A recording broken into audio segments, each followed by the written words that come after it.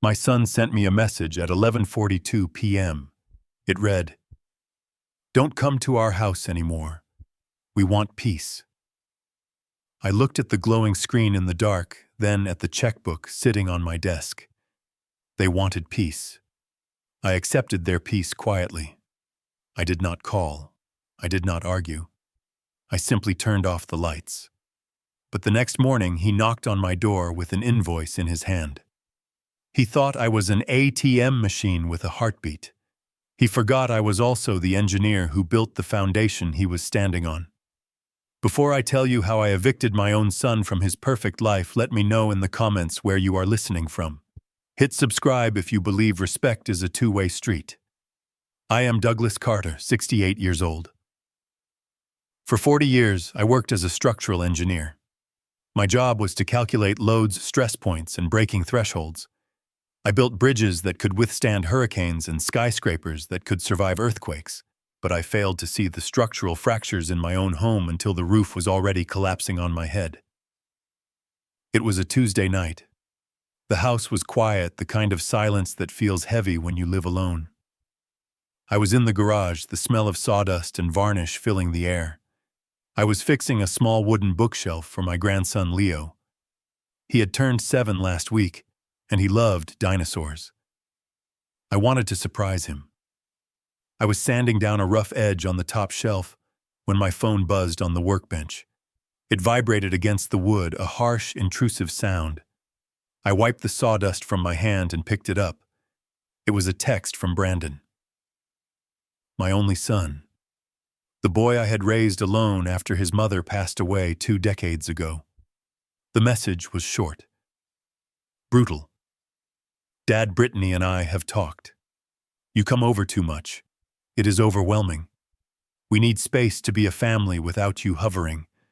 Don't come to the house anymore unless you are specifically invited. We want peace. I read it twice, then a third time. I waited for the follow-up text. The one that said, "Just kidding," or the one that said, "Sorry, wrong number." But the screen just went black. I stood there in the cold garage. My hands were still rough from the sandpaper. I thought about the last time I visited. It was 2 days ago. I had brought over a bag of organic apples because I knew Brittany liked juicing. I had fixed the leaking faucet in their kitchen because Brandon didn't know how to use a wrench. I played with Leo for 20 minutes while they sat on their phones. I didn't think I was hovering. I thought I was being a father. I thought I was being a grandfather. I looked at the wooden shelf. I had spent 3 weeks building it. I carefully placed the sandpaper down. I didn't throw the phone. I didn't scream. Engineers don't scream. We analyze the data. I walked into the kitchen and poured myself a glass of water. On the refrigerator, held up by a magnet from a pizza place, was a calendar. I looked at tomorrow's date, the 15th. The 15th was an expensive day. It was the day the automatic transfer went through for Leo's private school tuition. It was the day I wrote the check for the mortgage on the house Brandon and Brittany lived in. Technically, the house belonged to the Carter Family Trust, but they called it their house. They painted the walls. They chose the curtains. I just paid the bills. We want peace. The words echoed in the empty kitchen. They wanted the peace of my absence, but they certainly didn't want the peace of my financial withdrawal. I sat down at the kitchen table. I picked up my phone and typed a reply. I didn't write a paragraph about how much I loved them. I didn't remind them of the sacrifices I made. I just typed 2 words. Understood. Done. I hit send. Then I went upstairs, turned off the lights, and lay in bed staring at the ceiling. I didn't sleep. I was calculating. I was looking at the load-bearing walls of my relationship with my son, and I realized there was nothing holding it up anymore except my money. The next morning, the sun came up just like it always does. I made coffee, black, no sugar. I was sitting in my armchair reading the Wall Street Journal when I heard a knock at the door. It was a rapid, impatient knock. I checked my watch. 7:15 a.m. I opened the door. Brandon was standing there. He looked stressed. He was wearing his suit, the navy blue one I bought him for his promotion interview last year. He didn't look like a man who had sent a text effectively disowning his father 8 hours ago. He looked like a man in a hurry. "Hey, Dad," he said, stepping inside without waiting for me to move. "Do you have coffee? I am running late." I watched him walk into my kitchen. He opened the cabinet, took out a mug, and poured himself a cup from my pot. He acted as if nothing had happened, as if the text message was just a dream I had. He took a sip and grimaced. "You really need to buy better beans, Dad. This tastes like mud." I closed the front door slowly. I walked into the kitchen and leaned against the counter. I didn't speak. I just looked at him. I looked at his expensive haircut. I looked at the watch on his wrist. I looked for a sign of remorse. I looked for an apology. He put the mug down and pulled a folded piece of paper from his inside jacket pocket. "Look about the text last night," he said, waving his hand dismissively. "Don't be dramatic about it. Brittany is just stressed. She feels like she can't relax in her own home when guests are over. We just need boundaries. You understand boundaries, right, guests? I was a guest, in the house I paid for, in the house where my grandson slept." "I understand boundaries," I said. My voice was calm, steady. "Good," Brandon said. He smoothed the paper out on the kitchen table.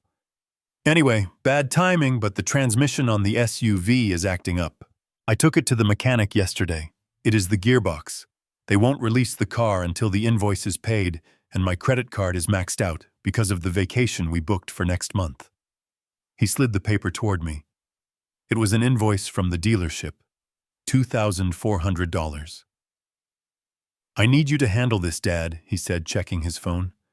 "I have a meeting at 9. I can't drive the rental to the client site. It looks unprofessional. Just write the check and I will pick up the car on my way to work." He didn't ask. He commanded. He expected. I looked at the invoice. Then I looked at my son. For 32 years, I had smoothed every bump in his road. I paid for college. I got him his job through my old contacts. I bought the house. I paid the taxes. I thought I was helping him build a life. But I wasn't. I was crippling him. I had turned him into a man who could insult his father at midnight and demand money at dawn. I walked over to the drawer where I kept my checkbook. I could feel Brandon's eyes on me. I could feel his relief. He thought the crisis was over. He thought the boundaries were established. I stay away, but my money stays close. I pulled out the checkbook. I took my fountain pen from my pocket. It was a Mont Blanc, a retirement gift from my firm. Heavy, elegant. Brandon let out a sigh. "Thanks, Dad. You are a lifesaver." Seriously, Brittany was freaking out. "We will bring Leo over in a couple of weeks, maybe. Once things settle down. A couple of weeks. Maybe." I opened the checkbook. I wrote the date. I wrote the name of the dealership on the payee line. I wrote out the amount. $2,400.00. I signed my name at the bottom. Douglas Carter. I looked at the check. It was a perfect piece of paper. It represented safety. It represented a problem solved. I tore the check out of the book. The sound was loud in the quiet kitchen. Rip. Brandon reached out his hand. He was already moving toward the door. Great. I gotta run. I held the check in my left hand. I looked him in the eye. "You said you wanted peace, Brandon." "Yeah, Dad, I know. Let's not rehash it. Just give me the check." I smiled. It wasn't a warm smile. It was the smile of an engineer who finally found the source of the structural failure. "Peace is expensive, son," I said. Then with 2 slow, deliberate movements, I tore the check in half. Then I put the halves together and tore them again. Brandon froze. His hand was still outstretched, hovering in the air. His mouth opened, but no sound came out. He looked at the confetti of blue paper falling from my fingers onto the linoleum floor. "Dad," he whispered, "what are you doing?" "I am respecting your boundaries," I said. "You want to be a separate family. You want to be independent. You want distance. I am giving you all of that." "Are you crazy?" he shouted, his face turning red. "I need my car." "I have a meeting that is a problem for the man who owns the car," I said. "And since you want to be the man of your own house, you are the man who pays for his own transmission." "You are punishing me," he spat out. "This is petty. This is childish. Just because we asked for some privacy," I said. "I am not punishing you. I am retiring. I am retiring from the job of being your bank." I pointed to the door. "Get out of my house, Brandon." He stood there for a moment, his fists clenched. He looked at the torn paper on the floor, then back at me. He saw something in my eyes he had never seen before. He saw the end of the line. "Fine," he sneered. "Be a bitter old man. See if we ever invite you over again. You are not going to see Leo until you apologize for this." He turned and stormed out. He slammed the front door so hard the windows rattled. I stood in the kitchen. The silence returned. But this time it didn't feel heavy. It felt clean. It felt like the dust settling after a controlled demolition. I looked at the calendar again. The 15th. I picked up my phone. I didn't call Brandon. I dialed a number I hadn't called in months. Sylvia Ross, attorney at law. She answered on the second ring. "Douglas, is everything okay?"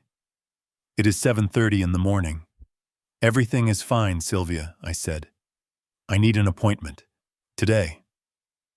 I need to make some changes to the family trust, specifically regarding the residency clause for the property on Oak Creek Drive." There was a pause on the other end. Sylvia was smart. She knew what that meant. "Are you sure, Doug?" she asked softly. "Once we start this process, it is hard to stop." I looked at the torn check on the floor. "I am sure," I said. "They wanted peace, Sylvia.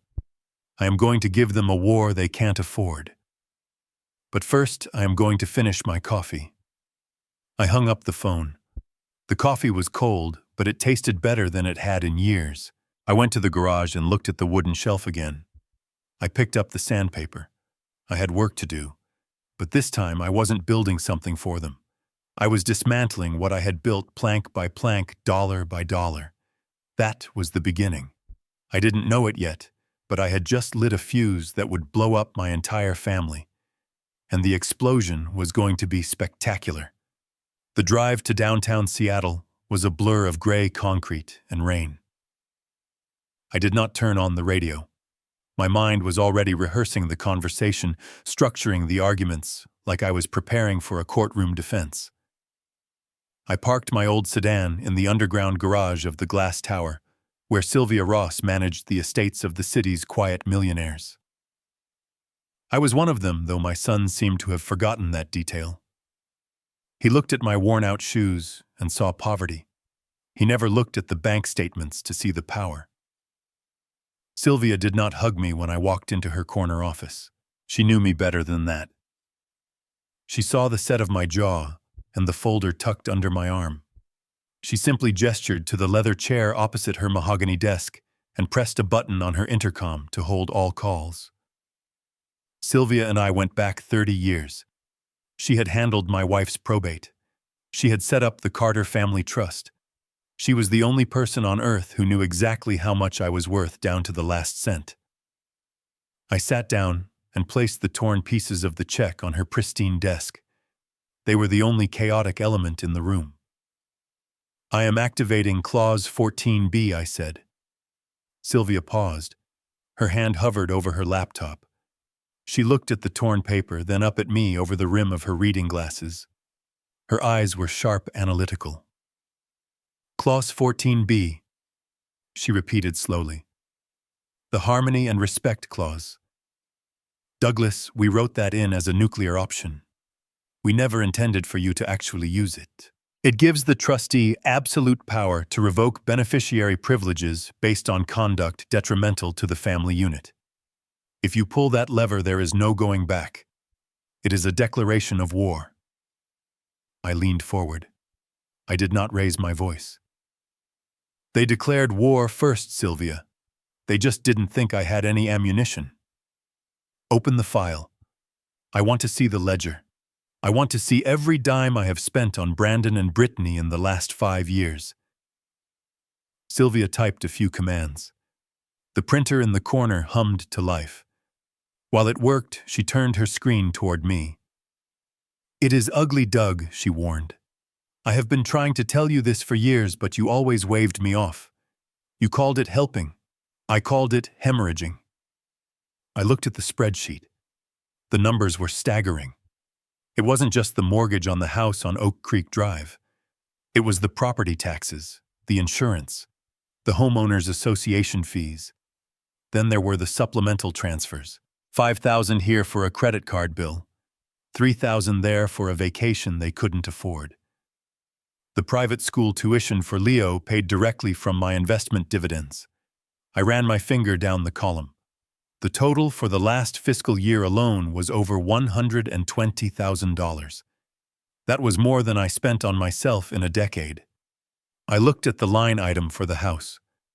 The house was the centerpiece of their arrogance. Who holds the deed?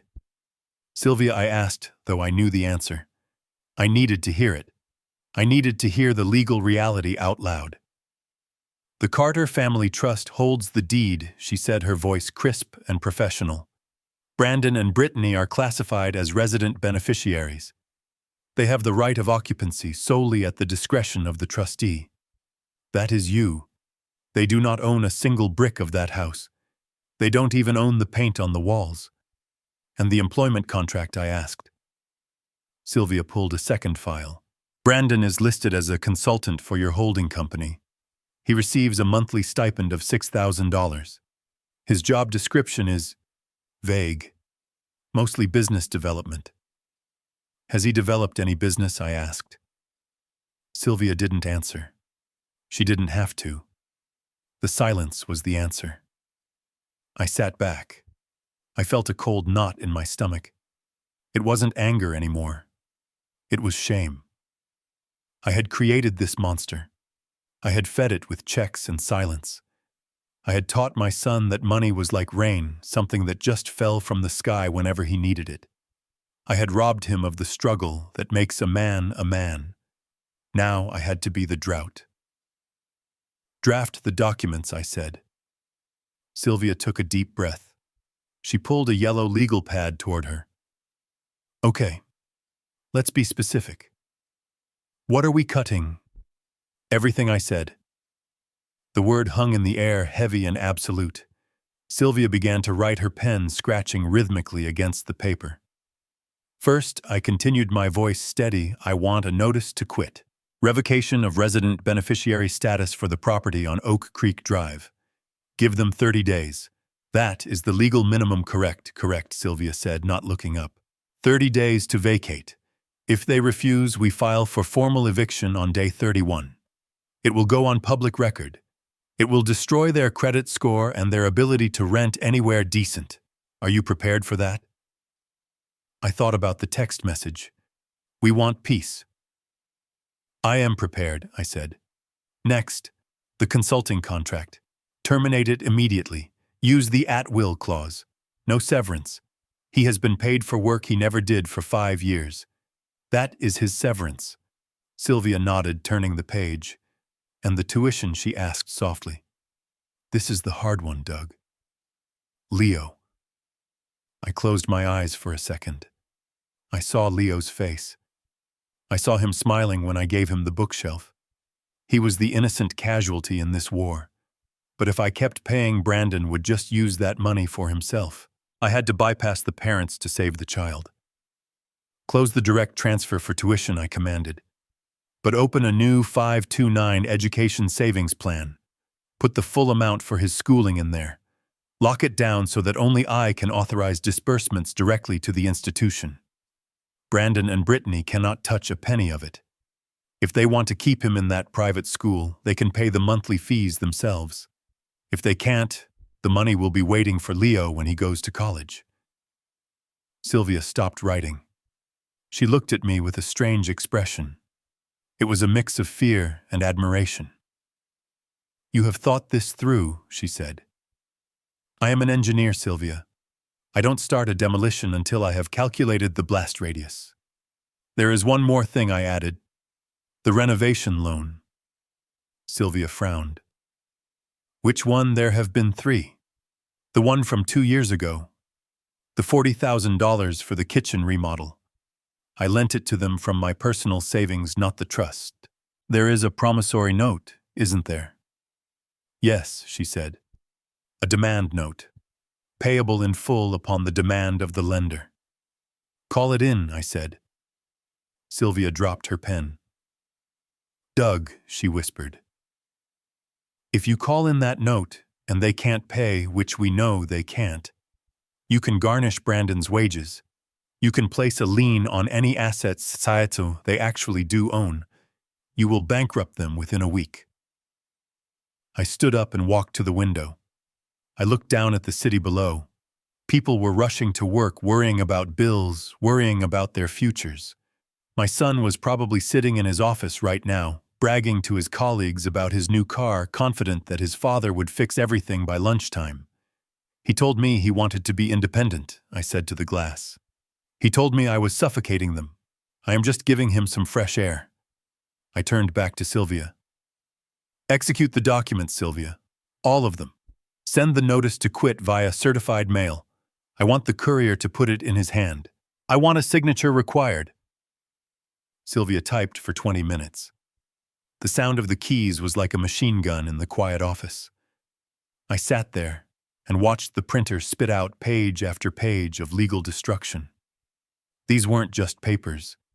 They were the end of my son's childhood. He was 32, but his childhood was ending today at 10:45 a.m. on a Tuesday. She slid the stack of documents across the desk. She handed me a pen. It was a heavy black rollerball. Read them carefully. "Douglas," she said formally, "once you sign these, the mechanism starts. I cannot stop the process once the notice is served." I didn't read them. I knew what they said. I trusted Sylvia. More importantly, I trusted my own resolve. I signed my name on the first page. Douglas Carter, trustee. I signed the second page. Douglas Carter, lender. I signed the third page. Douglas Carter, father. The last signature was the hardest. My hand shook just for a fraction of a second.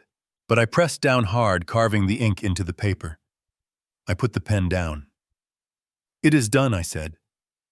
Sylvia organized the papers into a folder. She looked tired. "What are you going to do now?" she asked. I stood up and buttoned my jacket. I felt lighter. The weight of the checkbook was gone. The weight of the expectation was gone. I felt a strange, cold clarity. "I am going to go home," I said. "I am going to finish sanding that bookshelf. And then I am going to wait." "Wait for what?" "For the noise," I said. "They asked for peace. But when they get this envelope, they are going to make a lot of noise. And for the first time in my life, I am not going to do anything to stop it." I walked out of the office. I didn't look back. I took the elevator down to the garage. I sat in my car for a moment, my hands gripping the steering wheel. I looked at my phone. No new messages. Brandon was probably still waiting for me to call him about the car. He probably thought I was sulking. He had no idea that I had just fired him from the position of being my son. I started the engine. The old sedan rumbled to life. It was reliable. It was sturdy. It didn't pretend to be a sports car. It was just like me. As I drove out into the daylight, I felt a single tear roll down my cheek. I wiped it away angrily. There would be no more tears. Tears were for people who were helpless. I wasn't helpless anymore. I was the trustee, and I had just cleaned house. The next 7 days were the quietest of my life. For the first time in 20 years, my phone did not ring with an emergency. There were no texts about broken appliances, no panic about late credit card payments, no guilt trips about how other grandfathers bought their families vacations to Hawaii. There was just silence. And it was magnificent. I woke up at 6 a.m. not because I had to rush to a job site or because I was anxious about Brandon's finances, but because the sun was hitting the rhododendrons in my backyard. I made my coffee. I sat on the porch. I watched the steam rise from the mug and dissolve into the cool morning air. I realized that for decades I had been living in a state of low-level chronic stress. It was a hum in the back of my mind, a constant worry about what crisis Brandon would manufacture next. Now the hum was gone. I started walking in the mornings. I walked down to the pier and watched the fishermen prep their boats. I bought fresh salmon directly from the dock. I cooked dinner for myself, actually sitting at the dining table instead of eating over the sink like a bachelor. I even read a book cover to cover. It was a biography of Theodore Roosevelt. I read a line that stuck with me: do what you can with what you have where you are. I felt like Teddy would have approved of what I was doing. I was doing what I could to save my dignity. Meanwhile, on the other side of town, I knew the silence meant something entirely different. To Brandon and Brittany, my silence was a tactic. They thought I was pouting. They thought I was sitting in the dark, regretting the torn check, waiting for permission to apologize. They were probably telling their friends that I was having a senile episode. They had no idea that the notice to quit was currently sitting in a mail sorting facility, making its way toward their front door like a slow-moving torpedo. It was Friday afternoon when the silence finally broke. I was in the living room organizing my old vinyl records. I had just put a Dave Brubeck jazz album on the turntable when the phone rang. The screen flashed a picture of Leo. My heart jumped for a second, thinking it was my grandson. But then I saw the name underneath. Brittany. I let it ring 3 times. I lowered the volume on the record player, but I didn't turn it off. I wanted the background music. It kept me calm. It reminded me that this was my house and I was in control. I slid my finger across the screen. "Hello," I said. "Hi, Dad." Brittany's voice was high-pitched, practically vibrating with forced cheerfulness. It was the voice she used when she wanted something expensive. It was the voice of a predator disguised as a cheerleader. "Hello, Brittany." I didn't ask how she was. I didn't ask about Brandon. I just waited. "So we haven't heard from you all week," she continued, breezing past the awkwardness. "We were getting a little worried. You know, with your blood pressure and everything. We just wanted to make sure you were okay." "I am fine," I said. "My blood pressure has actually been excellent this week." "Oh, that is good. That is so good. Listen, the reason I am calling is that we are finalizing the plans for Leo's birthday party next Saturday.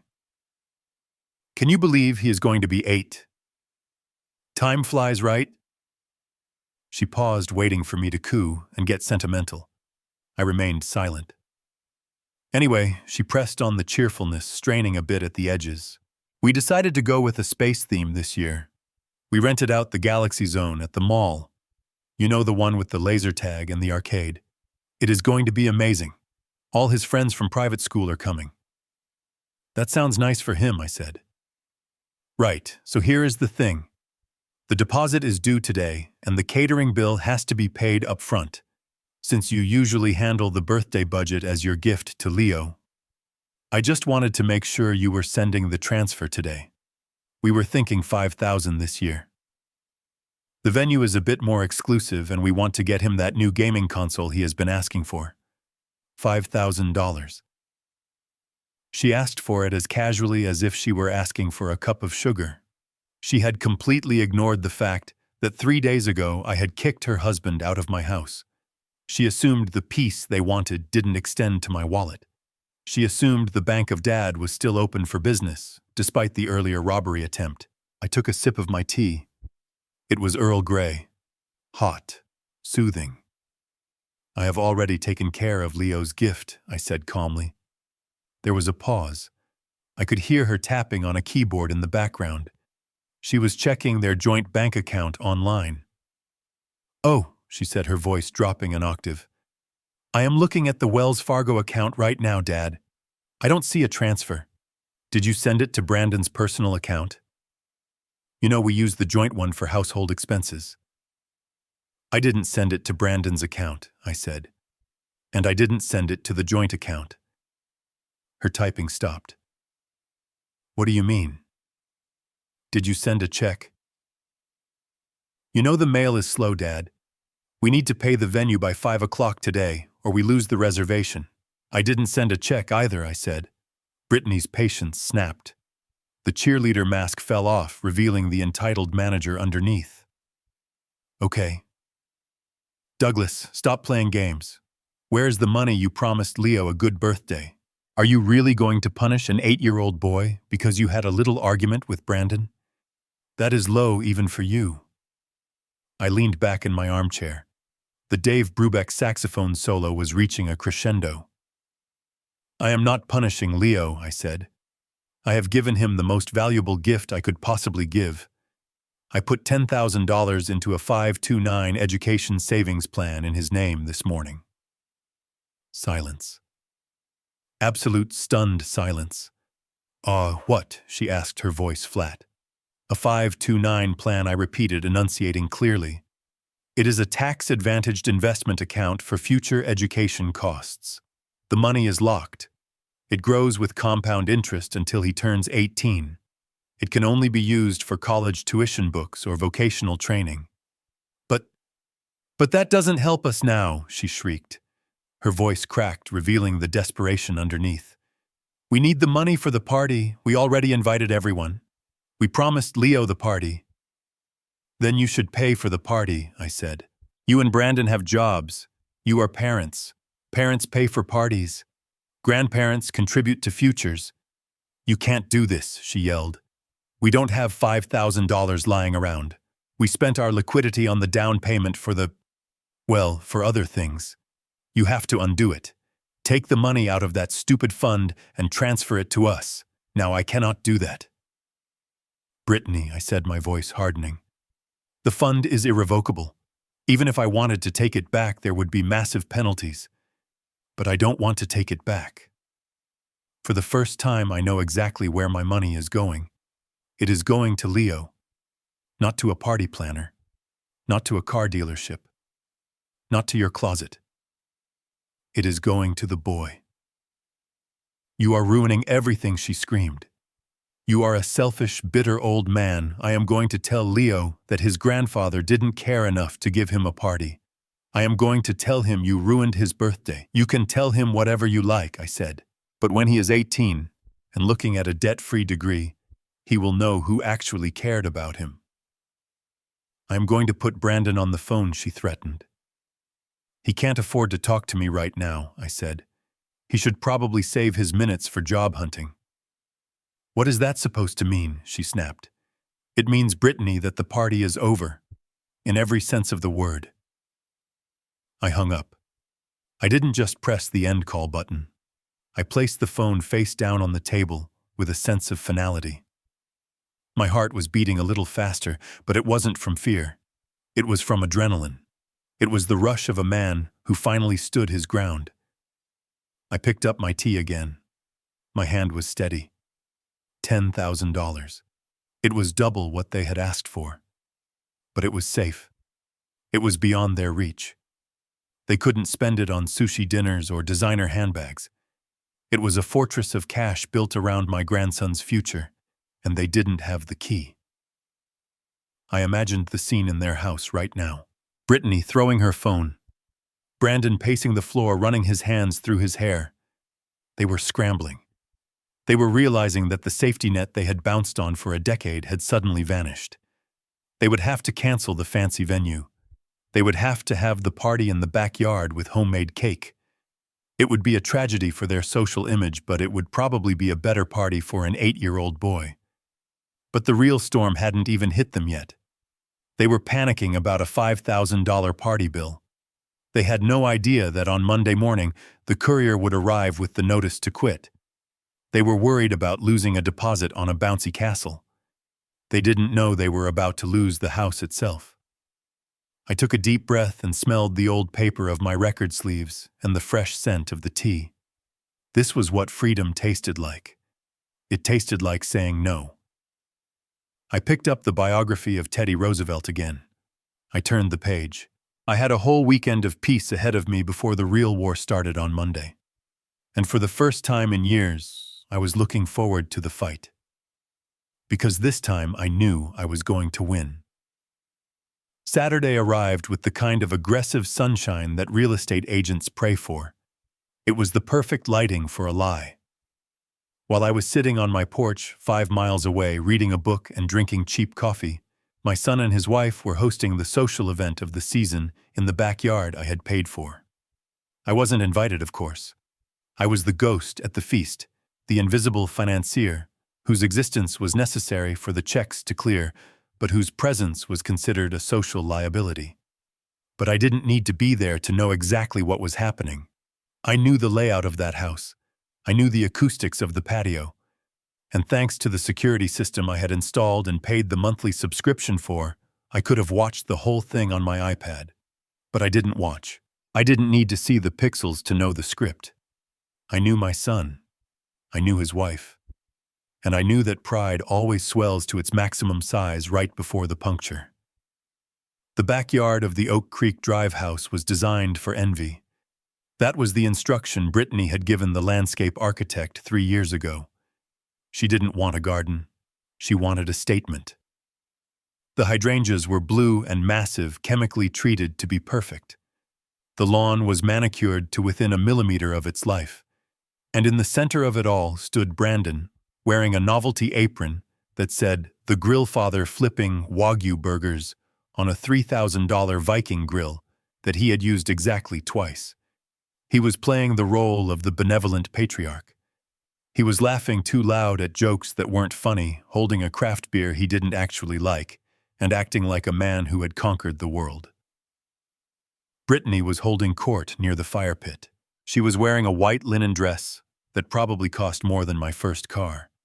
She was surrounded by her squadron of friends, women who all looked vaguely similar, with the same expensive highlights and the same judgmental eyes. There was Tiffany, whose husband was in hedge funds, and Jessica, who ran a boutique that never seemed to sell any clothes. They were sipping mimosas made with the champagne I had bought for New Year's Eve but never got to drink. I can imagine Brittany's voice perfectly. It has a specific pitch when she is bragging, a sort of melodic, breathless quality that is designed to make other people feel small. "We are thinking of expanding the patio next spring," she was saying, gesturing vaguely at the perfectly good flagstone beneath her feet. "Brandon and I feel like the flow is just a bit off. We want to install an outdoor kitchen with a pizza oven. You know, something rustic, but modern. We might have to take out that old oak tree to make room, but honestly, it drops too many leaves anyway." The old oak tree.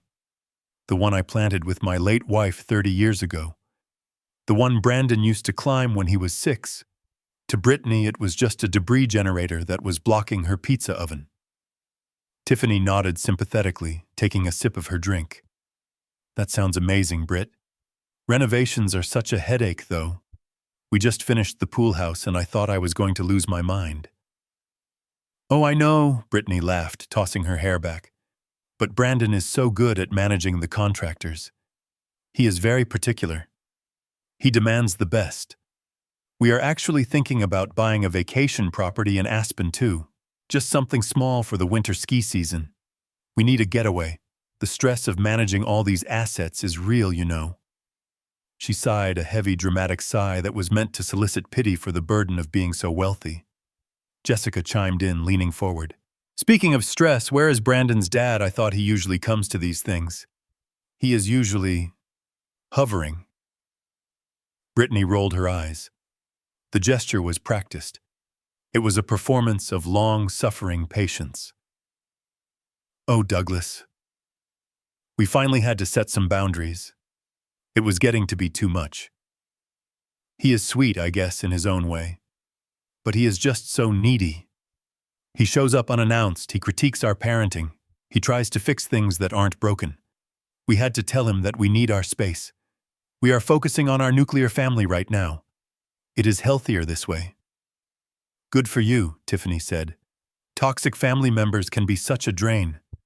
You have to protect your peace. Exactly, Brittany said, raising her glass. To peace. And to not having to listen to stories about bridge construction for 3 hours. They all laughed. It was a cruel tinkling sound that floated over the fence and into the neighbor's yard. They toasted to my absence. They toasted to the freedom of spending my money. Without having to look at my face, Brandon looked over from the grill and smiled at them. He didn't hear the insult, or maybe he did, and chose to ignore it. He was busy living the fantasy. In his mind, he was the king of this castle. He was the provider. He was the man who made all this possible. He had conveniently forgotten that the meat he was cooking, the propane in the tank, and the ground he was standing on were all subsidized by the old man they were mocking. The party was reaching its peak. The music was a curated playlist of soft yacht rock. The smell of expensive beef and charcoal filled the air. Everything was perfect. Everything was under control. And then the sound of reality arrived. It wasn't a subtle sound. It was the distinct heavy rumble of a diesel engine.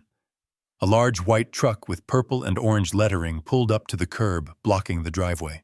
The air brakes hissed loudly, cutting through the soft melody of the music. A FedEx delivery driver jumped out. He wasn't wearing linen. He was wearing shorts and a uniform soaked in sweat. He walked briskly up the driveway, holding a flat, rigid cardboard envelope, the kind that screams legal documents. Brandon looked up from the grill. He frowned. He wasn't expecting a package. He wiped his hands on his apron and walked toward the gate.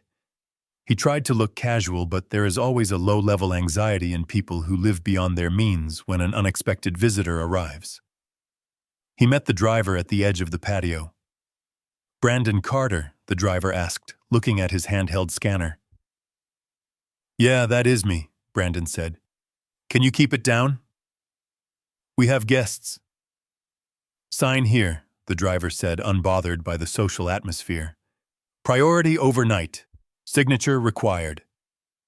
Brandon scribbled his name on the screen. The driver handed him the envelope. It was heavy. It was stiff. And it had a red sticker on it that said urgent. Do not bend.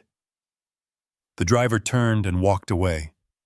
The truck rumbled again, shifted gears, and drove off, leaving a cloud of exhaust that drifted over the manicured lawn. Brandon stood there holding the envelope. He should have put it inside. He should have waited until the guests left. But curiosity is a dangerous thing, and deep down, fear is even stronger. He looked at the return address. Ross and Associates Attorneys at Law. Sylvia. Brandon's heart must have skipped a beat. He knew Sylvia. He knew she was my lawyer. He probably thought it was the check. He probably thought I had come to my senses, realized I was being petty about the car repair, and sent a cashier's check via lawyer to save face. A smile touched his lips. He thought he had won. He turned his back to the guests, shielding the envelope with his body. He pulled the tab on the side. The cardboard ripped with a sharp zipping sound. He pulled out the documents. There were 3 of them. The first one was not a check. It was a formal letter on thick, cream-colored stationery. At the top, in bold capitalized letters, were 3 words that changed the atmospheric pressure of the entire afternoon. Notice to quit. Brandon blinked. He read it again. He couldn't process the words. Notice to quit, that was something landlords gave to tenants who didn't pay rent. That was something that happened to poor people. That didn't happen to Brandon Carter, the Vice President of Business Development, the owner of the Viking Grill. He read the first paragraph. Dear Mr. Carter, Please be advised that your status as a resident beneficiary of the property located at 2405 Oak Creek Drive is hereby revoked, effective immediately pursuant to Clause 14B of the Carter Family Trust. You are hereby required to vacate the premises and surrender possession of the property to the trustee Douglas Carter within 30 days of the receipt of this notice. Failure to vacate will result in immediate eviction proceedings. The color began to drain from Brandon's face. It didn't happen all at once. It started at his lips, which turned a pale shade of gray, and then spread to his cheeks. His hands began to shake. The paper rattled in the slight breeze. He quickly flipped to the second document. Maybe it was a mistake. Maybe it was a joke. The second document was even worse. Notice of intent to sell real property. This notice serves to inform you that the property is being listed for sale on the open market. A real estate photographer will be arriving on Monday at 9 a.m. to document the interior and exterior of the home. As the current occupant, you are required by law to maintain the property in show-ready condition and allow access to potential buyers with 24 hours notice. Selling. The word hit him like a physical blow to the stomach. We were selling the house. His house. The house he had just told his friends he was planning to expand. The house where he was currently hosting a party to celebrate his own success. He looked at the third document. It was a copy of the promissory note for the kitchen renovation. $40,000. Stamped in red ink across the front was one word: default. Brandon felt the world tilt. The smell of the burgers suddenly made him nauseous. The laughter of the guests sounded distorted, like he was hearing it underwater. He looked around the yard. He saw Tiffany admiring the hydrangeas. He saw Jessica topping off her mimosa. He saw the illusion he had built, and he saw the bulldozer coming to crush it. 30 days. He didn't have 30 days. He didn't have $30. He had maxed out his credit cards. He had zero savings. He had a pregnant wife who expected a vacation home in Aspen, and he was holding a letter telling him he was about to be homeless. Just then, Brittany's voice cut through the fog of his panic. "Babe." Who was that? Brandon jumped. He shoved the papers back into the torn envelope. He jammed the envelope into the deep pocket of his apron. It didn't fit completely. The corner stuck out sharp and threatening against the fabric. He turned around. He tried to smile. It was a grotesque expression. His eyes were wide and terrified, but his mouth was stretched into a rictus of forced casualness. "Oh, just a courier," he stammered. His voice was an octave higher than usual. Brittany walked over to him. She looked annoyed that he had stepped away from the grill. Well, obviously it was a courier, Brandon. "What was it? Is it the contract for the new downtown high-rise? Did you land the deal?" She was giving him an out. She was handing him a lie on a silver platter because she wanted to impress her friends. She wanted him to say yes. She wanted to turn to Tiffany and Jessica and say, "See, my husband is closing million-dollar deals on a Saturday." Brandon looked at her. He looked at the expectant faces of the guests. He looked at the lie he had been living, and he doubled down. "Yeah," he said, his voice cracking slightly. "Yeah, that is it. The downtown project. Just needed a signature. Big stuff, very urgent." Brittany beamed. She clapped her hands together. "I told you guys," she squealed, turning back to her friends. "He is unstoppable. We are definitely celebrating tonight. Champagne is on us." The guests cheered. Tiffany raised her glass. To Brandon, to the Rainmaker. Brandon nodded weakly. "To me," he whispered. He turned back to the grill. He picked up the spatula. His hand was shaking so badly that he almost dropped it. He stared at the burgers. They were burning. The fat was dripping onto the coals, creating flare-ups of orange flame. He watched the meat char. He felt like he was burning with them. He could feel the envelope pressing against his thigh through the apron. It felt hot. It felt like a radioactive isotope. 30 days. He looked at Brittany, who was laughing at something Jessica said. She had no idea. She was planning pizza ovens and ski trips. She didn't know that the ground beneath her high heels had already been sold. She didn't know that her husband wasn't a rainmaker. He was a squatter. Brandon felt a wave of dizziness. He gripped the handle of the grill to steady himself. He needed a drink. He needed a stiff drink. But he couldn't leave. He was the host. He had to stand there and cook expensive meat for people he didn't like while his entire life disintegrated in his pocket. The sun beat down on him. The heat from the grill blasted his face. He was sweating profusely now, sweat stinging his eyes. "You okay, hun?" Brittany called out. "You look a little flushed." "I am fine," Brandon croaked. Just the heat from the fire." It wasn't the heat. It was the hell I had just invited him into. And the worst part for him wasn't the fear of homelessness. It wasn't the fear of bankruptcy. It was the crushing, suffocating weight of the secret. He had to get through the rest of this party. He had to smile. He had to serve burgers. He had to pretend. I almost felt sorry for him. Almost. But then I remembered the text message. "We want peace, well, son," I thought, as I turned the page of my book on my quiet porch. "Enjoy your party. Because tomorrow the peace ends and the eviction begins." The FedEx truck was long gone, but the damage was done. The first domino had fallen, and Brandon, standing there in his ridiculous apron, was the only one who could hear the clicking sound of the rest of them coming down. It was just after 11 o'clock at night when the headlights swept across my living room wall. I was sitting in my leather armchair, the house dark except for the small reading lamp illuminating the pages of my book. Outside, a storm had rolled in off the coast, battering the windows with sheets of rain. The thunder was loud, but it wasn't as loud as the engine revving in my driveway.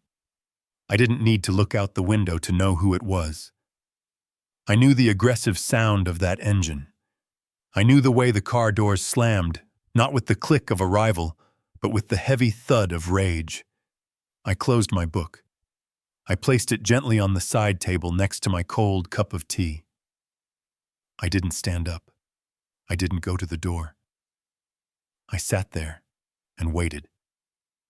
I wanted them to come to me.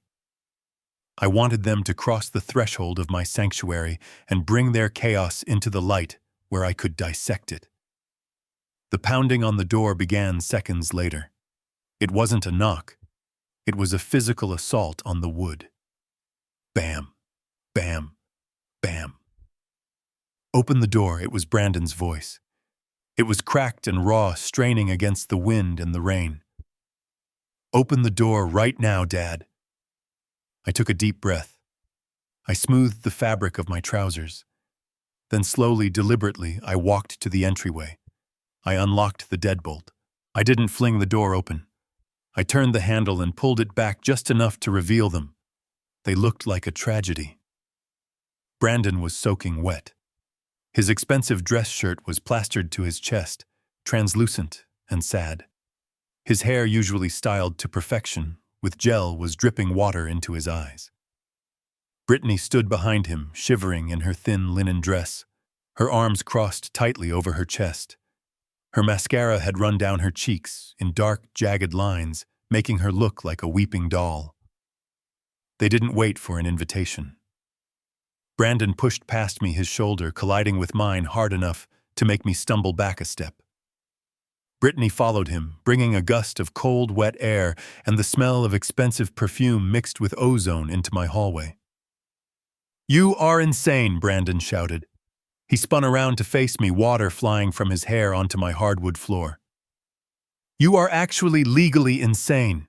Do you know what you did today? Do you have any idea what you did?" I closed the door calmly. I locked the deadbolt again. The click was loud in the sudden silence of the hallway. "I know exactly what I did," I said. My voice was low. It was the voice of the engineer explaining why a bridge had to be closed for safety reasons. I sent a legal notice. I assume you received it. Received it! Brittany shrieked. She stepped out from behind Brandon. Her eyes were wild. Received it! A FedEx driver handed it to my husband in the middle of a party. In front of everyone. In front of Tiffany. In front of Jessica. We were humiliated. Douglas, humiliated. She was shaking, but not from the cold. She was shaking with the indignation of a queen who had been asked to pay for her own meal. We had to kick everyone out, Brandon yelled, pacing back and forth in the entryway. His wet shoes squeaked on the floor. We had to make up a lie that I was sick. Do you know how embarrassing that is? I looked like an idiot. And then I opened the envelope and see this. This garbage. He reached into his pocket and pulled out the crumpled, rain-soaked documents. He threw them at me. They fluttered to the floor, wet and pathetic. Notice to quit, he spat the words out. Are you kidding me? You can't evict us, Dad. We are family. You can't treat us like tenants. I looked down at the papers on the floor. I didn't pick them up. I am treating you exactly like tenants, I said, because that is what you are. Bad tenants. Tenants who destroy property, disrespect the landlord, and refuse to pay rent. It is our house, Brittany screamed. She marched up to me, getting right in my face. I could see the veins throbbing in her neck. How dare you call yourself the landlord? We live there. We made that house a home. I painted the nursery. I chose the backsplash in the kitchen. I planted the hydrangeas that makes it ours. I looked at her. I looked at the delusion in her eyes. She genuinely believed that picking out a color at a hardware store transferred legal ownership of $1 million asset. Brittany, I said, keeping my hands clasped behind my back. Painting a wall does not give you the deed. Choosing a backsplash does not sign the mortgage. You have lived there for 5 years, rent-free. That was a gift, a privilege, and today the privilege expired. You can't do this, Brandon interrupted, his voice shaking. The law won't let you. We have rights. We have squatters' rights or occupancy rights. You can't just throw a family on the street. I almost laughed. Squatters' rights. He was grasping at legal terms he had heard on television. I suggest you read the documents again, I said. I didn't write them. Sylvia Ross wrote them. And you know Sylvia. She doesn't make mistakes. The house is owned by the Carter Family Trust.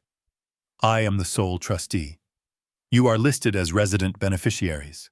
And Clause 14b states clearly that the trustee can revoke residency at any time if the beneficiary's conduct is deemed detrimental to the estate. Detrimental to the estate, Brandon shouted. What did we do? What did we possibly do that is detrimental? We are raising your grandson. We are living normal lives. You demanded money. I didn't owe you, I said. You disrespected me in my own home. You told me to stay away. You told me you wanted peace. Well, Brandon, this is what peace looks like. Peace is me protecting the estate from people who bleed it dry. This is about the car, isn't it? Brittany hissed. She wiped the mascara from her cheek with the back of her hand. This is all because Brandon asked you to pay for the transmission. My God, you are petty. You are a petty, vindictive old man. You are doing this to teach us a lesson. Fine message received. We will pay for the stupid car. Just call the lawyers and cancel the eviction. She looked at me expectantly. She thought it was a negotiation. She thought she could throw a few $1,000s at the problem and make it go away just like they always did. It is not about the car, I said. The car was just the trigger. The gun has been loaded for years. I walked past them into the living room. I needed space. The smell of their entitlement was suffocating me. Where are you going? Brandon yelled, following me. Don't walk away from me. We are not done. I turned around near the fireplace. We are done, Brandon. The notice gives you 30 days. You have 29 left. I suggest you spend less time screaming in my hallway and more time looking for an apartment. You are selling it, he asked, his voice dropping to a whisper. I saw the second notice. You are actually selling the house. Yes, I said. The photographer comes on Monday. I expect the house to be clean. If it is not, I will hire a cleaning crew and deduct the cost from the final accounting of the trust. You can't sell it, he pleaded. We were going to expand the patio. We were going to build a pizza oven. It is our dream house, Dad. Then you should have bought it, I said coldly. But you didn't buy it. I did. I bought it with money I earned working 60-hour weeks while you were playing video games in college. I bought it to give you a head start, not a free ride. We added value, Brittany shouted from the hallway. We renovated the kitchen. That marble countertop cost $12,000. We put our own money into that. Your own money, I asked. Or the $40,000 I lent you 2 years ago, the loan you never paid back. She went silent. Her mouth opened and closed like a fish out of water. That is right, I continued. I remember the loan. I remember the promissory note. And guess what that is called in too? You owe me $40,000 plus interest. If the house sells for a profit, I might be generous and deduct your debt from the proceeds. But don't expect a check. You are underwater, Brittany. You just haven't realized you are drowning yet. Brandon sank onto the sofa. My leather sofa. He put his head in his wet hands. He looked small. He looked like the little boy who used to come to me when he broke a window playing baseball expecting me to fix it. But I wasn't the fixer anymore. I was the demolition crew. Dad, please, he wept. His shoulders shook. You can't do this to Leo. He loves his room. He loves that house. If we have to move, he will have to change schools. He will lose his friends. Do you want to hurt your grandson? Is that what you want? The weaponization of the child. I knew it was coming. It was their last resort. The human shield. Leo will be fine, I said, my voice steady, though my heart ached at the mention of his name. Leo is resilient. What Leo needs is not a fancy room or a private school he only attends because his grandfather pays for it. What Leo needs is to see his father stand on his own 2 feet. He needs to see his parents struggle and survive instead of just taking and demanding. You are ruining his life, Brittany screamed. She rushed into the room and stood over Brandon, protecting him. You are a monster. You are jealous because we are young and happy, and you are old and alone. That is what this is. You want us to be miserable like you. I looked at them. Young and happy, they were miserable. They were drowning in debt, keeping up appearances for people who didn't care about them, and terrified of a future they hadn't prepared for. I am not miserable, Brittany, I said. I am free. And soon you will be free too, free of the burden of a house you can't afford. Free of the delusion that you are wealthy. It will be hard. It will be painful. But it might just save you. Save us, Brandon looked up. His eyes were red and swollen. You are destroying us. I will lose my job. If I get evicted, if I have a judgment against me. My company does background checks, Dad. I work in finance construction. I can't have a lien on my record. Then you better start packing, I said. Because the clock is ticking. He stood up. The sadness in his eyes vanished, replaced by a cold, hard anger. It was the anger of the entitled man who realizes the world doesn't obey him.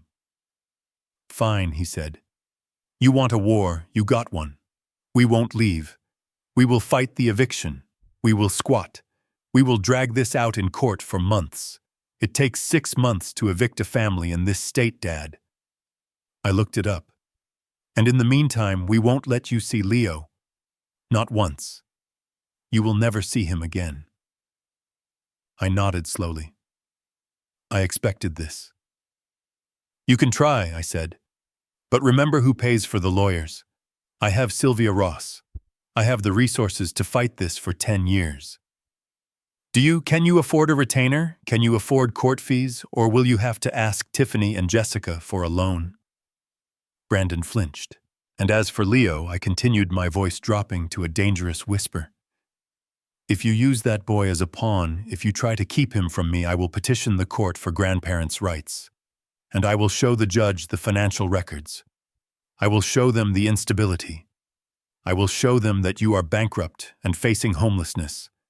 Who do you think the court will side with, the solvent grandfather with a trust fund, or the unemployed father with a maxed-out credit card? Unemployed, Brandon frowned. I am not unemployed. I looked at him with genuine pity.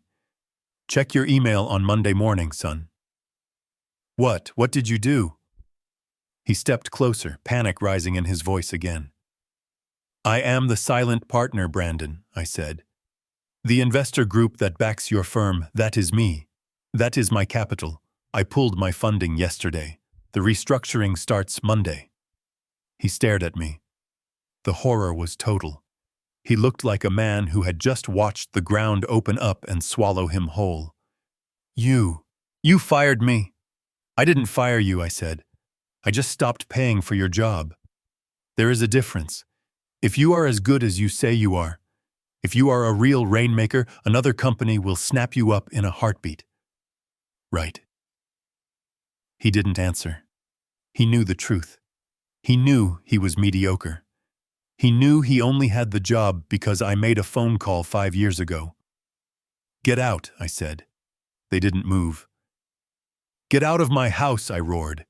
It was the first time I raised my voice. The sound bounced off the walls, startling them. Brittany grabbed Brandon's arm. Come on, she said, her voice trembling. Let's go. He is crazy. He is actually crazy.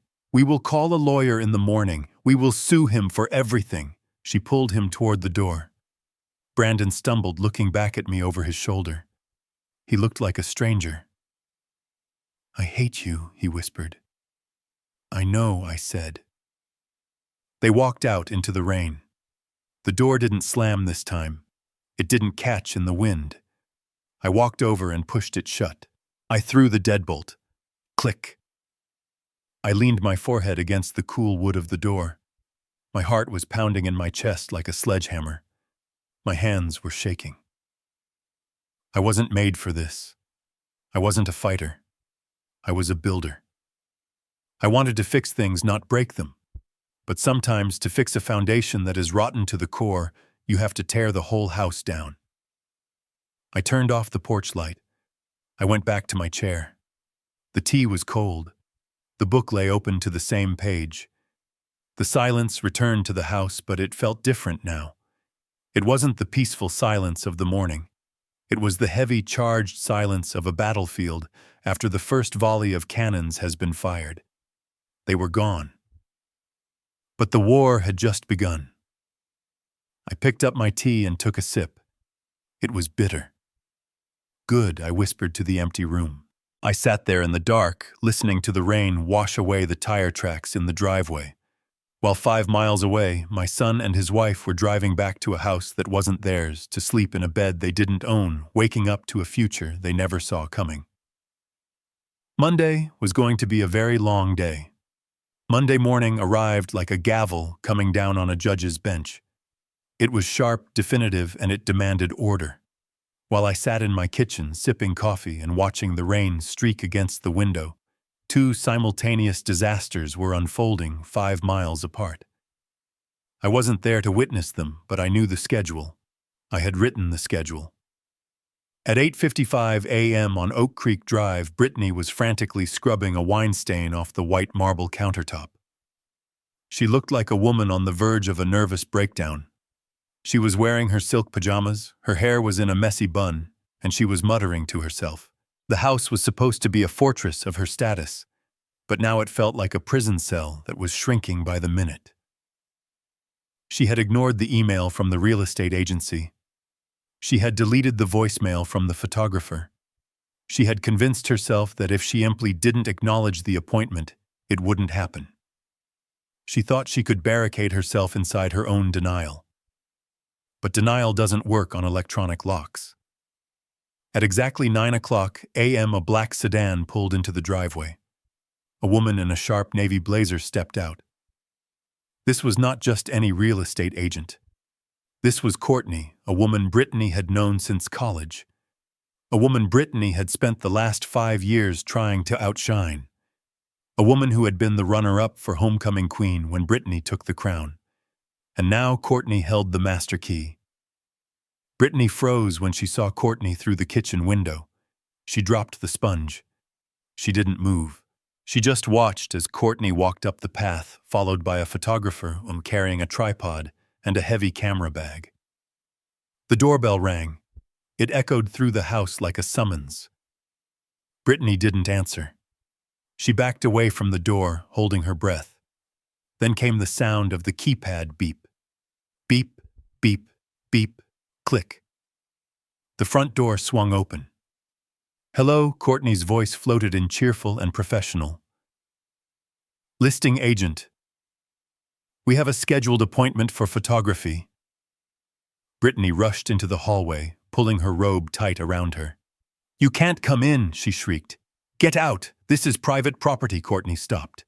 She looked Brittany up and down, taking in the stained pajamas, the frantic eyes, the smell of bleach and panic. A slow, pitying smile spread across her face. "Brittany," she said smoothly, "I didn't know you were home. The trustee, Mr. Carter, said the house would be vacant for the shoot. But since you are here, maybe you can move that pile of laundry off the sofa. We need the wide-angle shot." While Brittany was staring into the face of her high school rival across the city inside the glass-walled headquarters of Apex Construction, Brandon was walking toward the elevator. He looked terrible. He hadn't slept. His eyes were bloodshot, and he had cut himself shaving. But he was wearing his best suit. He was trying to project an image of stability. He told himself that the weekend was just a nightmare. He told himself that his father wouldn't actually go through with it. His father was bluffing. His father always caved. Brandon pressed the button for the 14th floor. He checked his reflection in the polished metal doors. He straightened his tie. "I am the rainmaker," he whispered to himself. "I am essential." The elevator dinged. He stepped out into the bustling office. He expected the usual greeting from the receptionist. He expected his team to be waiting for him with coffee and reports. Instead, the receptionist looked down at her desk as he passed. The office was quiet. Too quiet. People were typing, but their eyes were darting toward him and then quickly away. It was the atmosphere of a funeral. Brandon walked to his office. He reached for the handle. It was locked. He frowned. He tapped his keycard against the reader. The light flashed red. Denied. He tapped it again. Red. Denied. "Hey, Sarah," he called out to his assistant who was sitting 10 feet away. "My card is demagnetized. Can you let me in?" Sarah didn't stand up. She looked at him with an expression of pure discomfort. "I can't, Brandon," she whispered. "Mr. Sterling wants to see you. In the boardroom. Now." Back at the house, the invasion was in full swing. The photographer was setting up lights in the living room, moving Brittany's carefully curated throw pillows as if they were trash. Flash bulbs were popping, capturing every corner of the space she claimed was hers. Brittany stood in the kitchen, cornered by Courtney. "You can't do this, Courtney," Brittany hissed. "We are not selling. My father-in-law is having a mental health crisis. He is confused. We are going to clear this up with the lawyers today. You need to leave." Courtney opened a folder she was holding. She pulled out a sheet of paper. "It doesn't look like confusion to me, Britt," Courtney said, tapping the paper with a manicured fingernail. "I have a signed listing agreement from the title holder, Douglas Carter, trustee, and I have a copy of the notice to quit that was served to you on Saturday." She looked up, her eyes gleaming with malicious delight. "Honestly, it is kind of sad," she continued. "Everyone in our circle thought you guys owned this place. You always talked about it like it was yours. My kitchen, my garden. But you were just occupants. That must be so embarrassing for you. It is ours, Brittany snapped. We are the beneficiaries, were Courtney corrected. Past tense. The listing says trustee sale, vacant possession. That means you are leaving. Courtney looked around the kitchen. She ran a finger along the marble island. You know the market is tough right now, she said conversationally. But since this is a distress sale, we priced it aggressively. I actually have a client coming to see it in 20 minutes. An investor. He is looking for a rental property. Maybe you guys could rent it back from him. Although checking your credit, probably not. Brittany felt tears pricking her eyes. She wanted to scream. She wanted to slap the smug look off Courtney's face. But she couldn't. Because Courtney was right. Courtney had the paperwork. Courtney had the power. And Brittany was just a woman in pajamas standing in a house that was being sold out from under her. Meanwhile, inside the boardroom on the 14th floor, the air conditioning was humming, but Brandon was sweating. He sat at the long mahogany table. At the head sat Mr. Sterling, the CEO. Sterling was a man of few words and even fewer emotions. He was looking at a file in front of him. Brandon Sterling said, not looking up, "We are making some structural changes to the firm." Brandon let out a nervous laugh. Structural changes. That sounds ominous. But hey, I have some great news about the downtown project. I think I can squeeze another 5% margin out of the subcontractors. Sterling finally looked up. His eyes were cold. You are not listening, Brandon. We are restructuring. Specifically, we are liquidating your position. Brandon froze. His smile faltered. Liquidating? What do you mean I am the VP of Business Development? You can't liquidate me. I bring in the deals. I am the face of this company. You were the face of a specific capital stream, Sterling said. He slid a piece of paper across the table. Brandon looked at it. It was a withdrawal notice from a private equity fund. The fund that had injected $2 million into the company 5 years ago. The fund that covered the payroll for the entire expansion division. We received this on Saturday, Sterling explained. Our primary silent investor has invoked his right to withdraw capital due to loss of confidence in management. Specifically, loss of confidence in you. In me, Brandon stammered. Who is the investor? I will talk to them. I can fix this. I can charm anyone. Who is it? Is it the group from New York? Sterling shook his head. He turned the last page of the document around so Brandon could see the signature at the bottom. It wasn't a corporate stamp. It was a handwritten signature in black ink. A signature Brandon had seen on his report cards, on his college tuition checks, on his car insurance forms. Douglas Carter. Brandon stared at the name. The letters seemed to swim before his eyes. My dad, he whispered. My dad is the investor. He is the majority shareholder of the shell company that backs us, yes, Sterling said. He stipulated 5 years ago that his investment was contingent on your employment. He wanted to give you a chance to prove yourself. And now Brandon asked, his voice barely audible. Sterling closed the file. Now he says the experiment is over. He pulled his funding, Brandon, effective immediately. And without that capital, we cannot support your salary, your expense account, or your department. But I am good at this job, Brandon protested, standing up. I built relationships. Sterling sighed. He took off his glasses and cleaned them. Let's be honest, Brandon. You spent money. You took clients to expensive dinners. You played golf, but the actual engineering, the actual closing that was done by the team, you were a figurehead paid for by your father. And now the check has bounced. Sterling pressed a button on the intercom. Security, please come to the boardroom. Brandon felt his legs give way. He sat back down heavily. He fired me, he murmured. My own father fired me. He didn't fire you, Sterling corrected. He just stopped paying us to keep you. Back on Oak Creek Drive, the doorbell rang again. Courtney checked her watch. Right on time, she chirped. That will be the investor.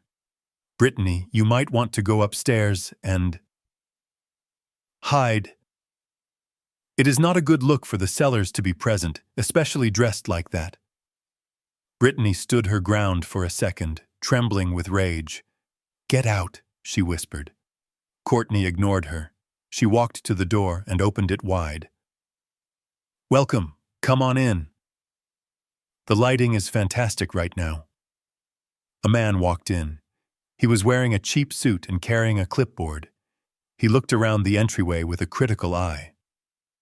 Nice floors, the man said. Are they hardwood or laminate? They are imported oak. Brittany screamed from the kitchen. She couldn't help herself. The man looked at her startled. Oh, I thought the unit was vacant. It will be soon, Courtney assured him. Just ignore her. She is leaving. Brittany watched them walk into the living room. Courtney was pointing out the fireplace, the high ceilings, the crown molding. She was selling Brittany's life piece by piece to a stranger who was looking at it like a piece of meat. And then the ultimate violation happened. Let's look at the master bedroom, Courtney said, leading the man toward the stairs. It has a walk-in closet that is to die for. No, Brittany yelled, running to the bottom of the stairs. You can't go up there. My underwear is on the floor. My bed is unmade. Courtney stopped on the third step. She looked down at Brittany. Her expression wasn't malicious anymore. It was cold. It was the face of reality. Then you should have cleaned it up, Courtney said. But since you didn't, we are going to look anyway. Because you don't get to dictate the terms anymore, Brittany. You are just a guest who overstayed her welcome. She turned and walked up the stairs. The man followed her. Brittany heard their footsteps on the carpet. She heard the door to her sanctuary creak open. She heard the man say, Wow, it smells a bit musty in here, doesn't it? Brittany collapsed onto the bottom step. She buried her face in her knees. She listened to the camera shutter clicking upstairs, capturing the mess of her life for the whole world to see on the internet. At the exact same moment, 2 security guards walked into the boardroom at Apex Construction. Mr. Carter, one of them said, holding out a cardboard box. We have cleared your desk. Personal items only. Company laptop and phone have been retained. Brandon looked at the box. It was small. Inside there was a framed photo of him and Brittany in Aspen. A stress ball. A half-empty bottle of cologne. 5 years of his career reduced to a box that weighed less than 5 pounds. You can't do this, Brandon said weakly. I need to call my dad. You can call him from the lobby, Sterling said, standing up. Please escort Mr. Carter out of the building and take his access badge. One guard stepped forward and unclipped the badge from Brandon's belt. It was a swift, professional motion. Brandon felt a tug at his waist, and then he was untethered. He was no longer vice president. He was just a guy in a suit with a box. He stood up. He walked to the door. He looked back at Sterling. Tell him he is ruining my life. Sterling looked at his paperwork. He didn't look up. I think that is the message he sent you, Brandon. Brandon walked out into the hallway. The walk to the elevator felt like a death march. People were watching. They whispered. They knew. The office grapevine traveled faster than light. The prince had fallen. The safety net was gone. The elevator ride down took 30 seconds. 30 seconds to descend 14 floors. 30 seconds to go from the top of the world to the street. When the doors opened in the lobby, the glare of the outside world hit him. It was still raining. He didn't have an umbrella. He walked out onto the sidewalk. The rain soaked his suit immediately. It ruined his hair. It ran down his neck. He stood on the corner clutching his cardboard box. He pulled out his phone. He dialed my number. I was sitting in my kitchen. I saw the name Brandon flash on the screen. I didn't answer.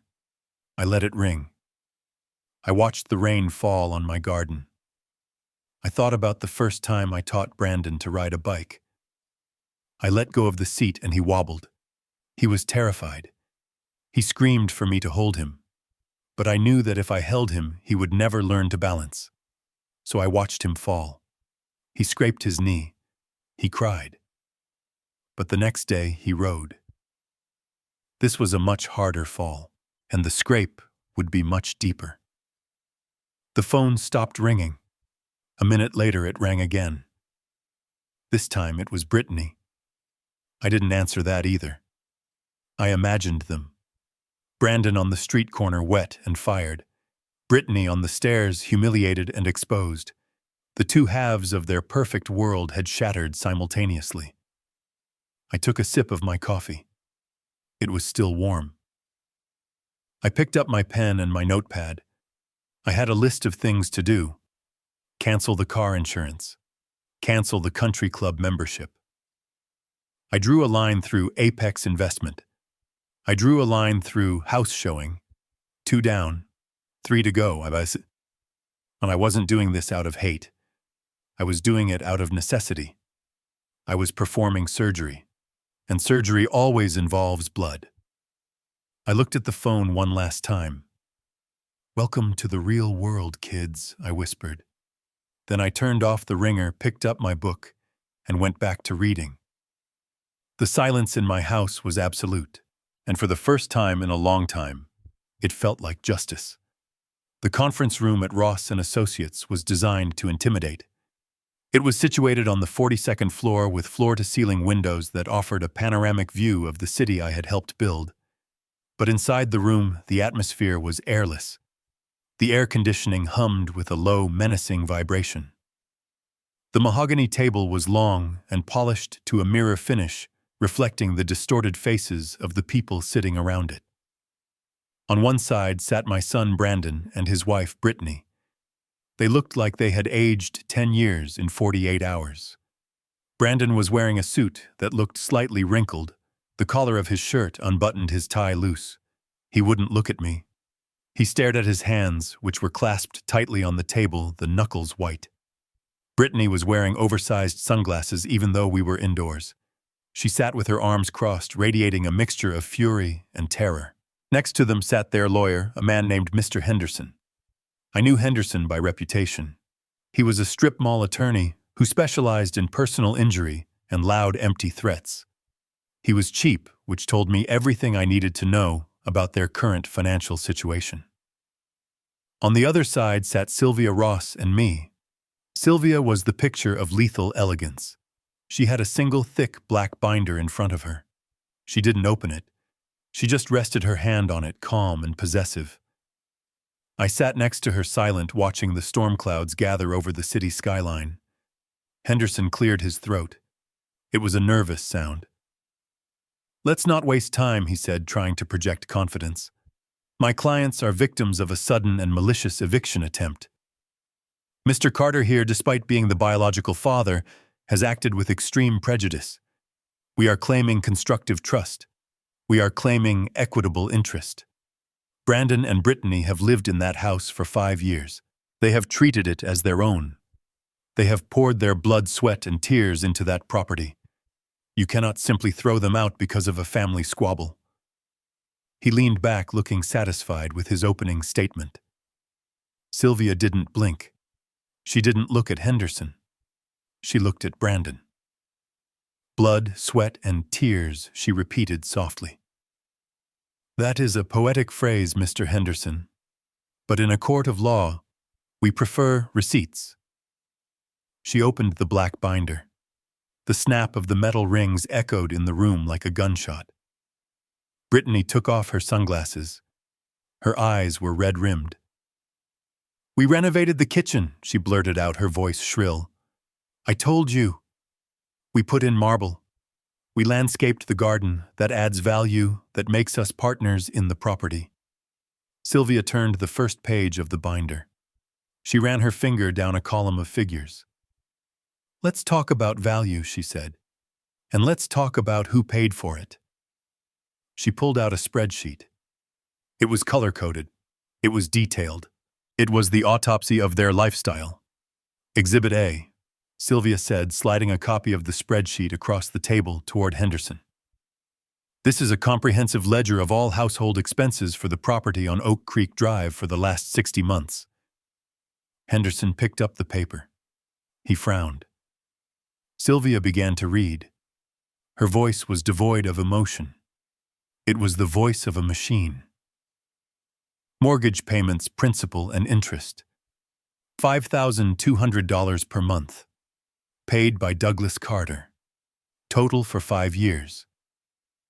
$312,000. She looked up. Did you pay any of that, Brandon? Brandon shook his head slightly. No. Property taxes, Sylvia continued. State and local assessments. Average of $12,000 per year. Paid by Douglas Carter. Total for 5 years, $60,000. Brittany shifted in her seat. That is normal. Parents help their children, Sylvia ignored her. Homeowners insurance, flood insurance, earthquake insurance, paid by Douglas Carter. Total $18,000. She turned the page. The sound of the paper turning was the only noise in the room. Maintenance and repairs, Sylvia read. New HVAC system installed in 2021. Cost $14,000. Paid by Douglas Carter. Roof repair in 2022. Cost $8,000. Paid by Douglas Carter. Weekly landscaping service. Monthly pool cleaning service. Pest control. Security system monitoring. All paid by Douglas Carter. She paused and looked directly at Brittany. You mentioned the garden, Brittany. The hydrangeas. According to this invoice from Greenleaf Landscaping, the installation cost was $3,000. The check was signed by Douglas Carter. You didn't plant them. You pointed at a catalog, and my client wrote a check. Brittany's face flushed a deep, ugly red. But I designed it, she stammered. I chose the colors. That is intellectual property. Sylvia didn't even dignify that with a response. She turned another page. Now let's address the sweat equity claim regarding the kitchen renovation. You claim you spent $12,000 on marble countertops. Yes, Brittany cried, seizing on this. We paid for that. From our joint account, I have the bank statement, Sylvia nodded. I am sure you do, but let's look at the source of those funds. She pulled out the promissory note, the one with the red default stamp. 2 weeks before the kitchen renovation began, Sylvia said, holding up the document, Douglas Carter transferred $40,000 to your joint account. The memo line on the check reads, Home Improvement Loan. This document signed by both of you agrees to repay the principal plus 3% interest upon demand. She dropped the paper onto the table.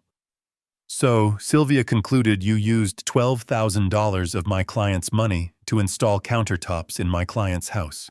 You pocketed the remaining $28,000, presumably for lifestyle expenses, and you never paid back a cent. That isn't equity, Brittany. That is embezzlement. Henderson looked at the documents. He looked at his clients. He was beginning to realize he had walked into a slaughterhouse. Okay, look, Henderson said, wiping sweat from his forehead. Maybe the numbers are complicated. But there is an emotional component here. You are evicting a family with a young child. A judge is going to look at that and see a grandfather acting out of spite. We can argue unnecessary cruelty. We can argue that you created an expectation of permanent housing. I leaned forward. I placed my hands on the table. Expectation, I said. That is the word, isn't it? You expected it. You felt entitled to it. Brandon looked up at me. His eyes were pleading. Dad, stop. Please, we get it. You made your point. We are broke, okay? We are drowning. I lost my job. We have nothing.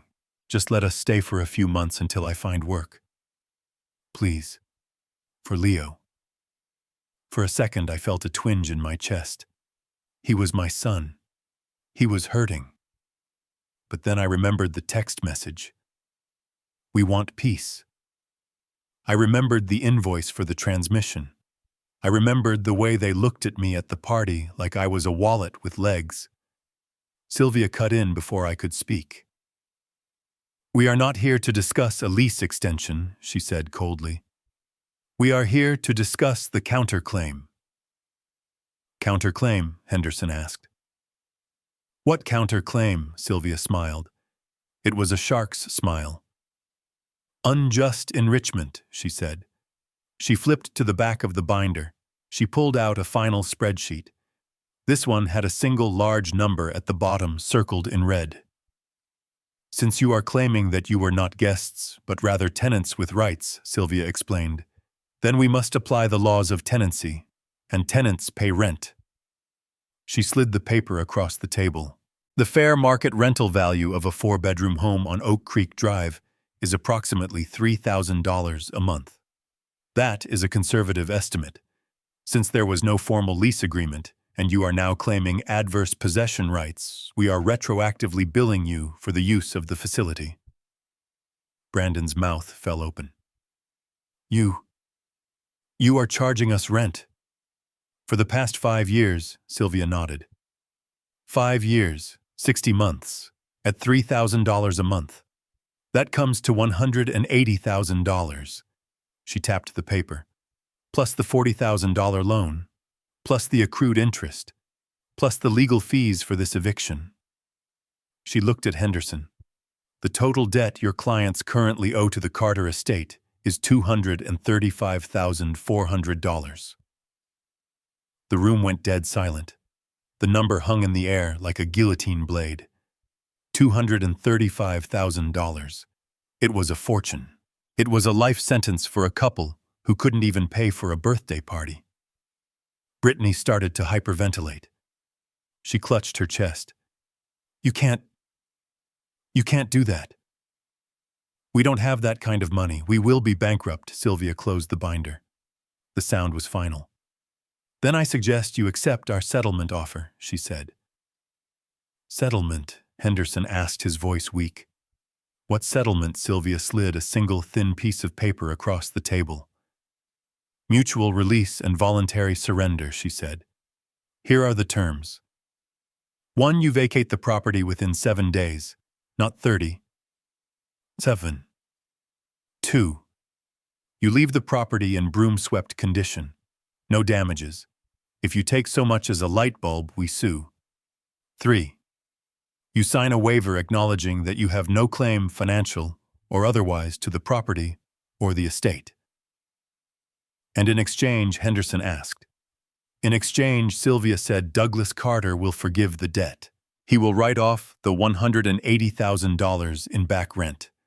He will write off the $40,000 loan. He will let you walk away with clean credit, zero debt to him, and the clothes on your backs. She leaned forward. But this offer expires when you walk out that door.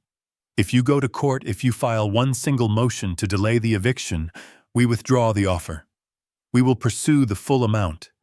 We will garnish your future wages. We will place liens on any future assets. We will make sure that every dollar you earn for the next 20 years goes to paying back your father. She looked at Brandon. Do you want a fresh start, Brandon, or do you want to be an indentured servant to your own arrogance? Brandon looked at the paper. He looked at the spreadsheet with the staggering debt. He looked at Brittany, who was sobbing quietly into her hands. He realized finally that he wasn't playing a game. He was in a war against a superior force. He had brought a water pistol to a nuclear standoff. He reached for the pen. His hand was shaking so badly he could barely hold it. Dad, he whispered. He looked at me one last time. He wanted me to stop him. He wanted me to save him. He wanted me to say, just kidding, son. Here is a check. I looked him in the eye. I didn't blink. Sign it. Brandon, I said. It is the most expensive autograph you will ever give, but it is cheaper than the alternative. He signed. He signed away his claim to the house. He signed away his pride. He signed away the illusion he had lived in for 5 years. Brittany signed next. She didn't read it. She just scribbled her name, tears falling onto the paper, smearing the ink. Sylvia took the document back. She checked the signatures. She nodded. "Done," she said. "You have 7 days. The keys must be on the kitchen counter by noon next Monday. The locks will be changed at 12:01. Brandon stood up. He looked like a ghost. He looked at me, and for the first time I saw respect in his eyes. It was the terrified respect of a soldier who had just seen the general call in an airstrike. "Goodbye, Dad," he said. I didn't say goodbye. I didn't say good luck. "I will see you when I see you," I said. They walked out of the conference room. Henderson trailed behind them, looking like a man who just wanted to go home and rethink his career choices. When the door clicked shut, the silence returned to the room. It wasn't menacing anymore. It was peaceful. Sylvia let out a long breath. She opened the binder and took out the spreadsheet. She ripped it in half. "You know, we couldn't have actually collected that rent, right?" she said, a small smile playing on her lips. "Without a written lease, a judge might have thrown it out. It was a bluff, huh?" I stood up and walked to the window. I looked down at the city. The rain had stopped. The clouds were breaking. A single ray of sunlight was hitting the building across the street. "I know," I said. But they didn't know. And that is the difference between those who build the world and those who just live in it. We know how the structure works. I turned back to her. "Send the photographer back, Sylvia. Tell him the house will be empty on Monday. And tell him to get a good shot of the kitchen. I hear the marble countertops are expensive."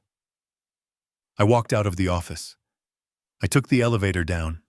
I stepped out onto the street. The air was fresh and clean after the storm. I took a deep breath. I didn't have a son to support anymore. I didn't have a mortgage to pay. I was 68 years old, and for the first time in my life, I was entirely, completely free. I walked to my car. I had a bookshelf to finish sanding. And after that, maybe I would take a trip. Maybe I would go to Aspen. I heard it was nice this time of year, and I could certainly afford it.